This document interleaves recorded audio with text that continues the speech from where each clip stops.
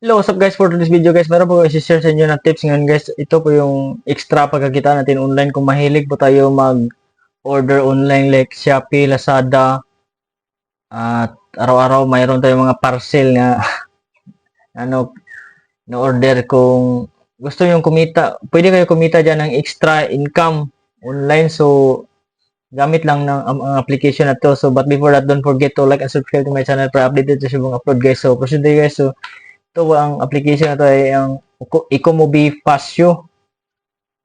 So ito po yung application na kung saan kung mag-order ka sa online like Shopee at dito mo i-generate yung link ng product dito sa Ecomobi Pasio at kikita ka ng extra commission dito sa Ecomobi Pasio. So proceed guys. So ito yung application niya, Ecomobi Pasio. So ipapakita ko sa iyo kung paano mag-withdraw. Ito yung una, ito yung mag-withdraw. Ito yung previous na kita ko sa Ecomobi Pasio. So i-withdraw na natin guys. So i-confirm natin yung I confirm this minute of acceptance. Pag-confirm natin yun guys, i-check natin yung box. Then after ma-check ng box, ito yung lalabas amount of money 1,700 plus. So create a payment request. So withdrawal request created. So, i-close na natin.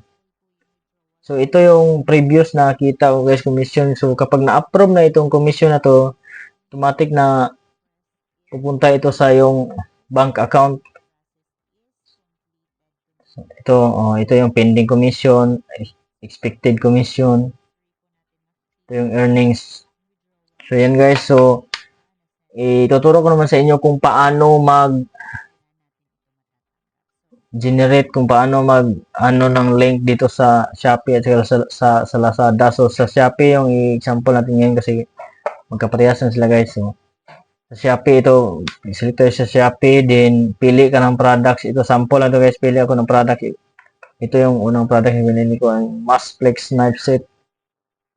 Ito yung pipiliin ko, then i-click niyo yung product. Ito. Then may arrow diyan sa taas, i-click niyo yung arrow, then may copy link. Click ng arrow, then may copy link, then pumunta ka ulit sa Ecomobi, then i-paste mo dito yung link. So pag-paste mo ng link, mayroong ano lang sa baba, generate link. Yan, kapag paste, then generate the link. So after na mag-generate ng link, pwede niyo ito i-copy dito, then i-post niyo sa Facebook. So kung gusto nyo, mayroon ka ng mga pictures, punta kayo doon sa sa Shopee, din ilong press niyo yung mga picture, i-save niyo din. Pwede niyo i-post doon sa Facebook. At sa comment section, mayroong link, ilagay niyo yung link na pinost niyo galing sa Ecomobi. So, yan lang guys, yung din guys, process guys. So, madali lang to guys. Lang, kung pagkatapos yung mag-click doon sa link na-generate galing sa Ecomobi, lang guys, doon mo i-click yung i-order mo sa generate mo na link para yung commission madagdag doon sa Ecomobi. So doon ka na sa Facebook sa link na mismo yung pinost mo, doon ka mag-click at umorder sa mismong generate mo na link.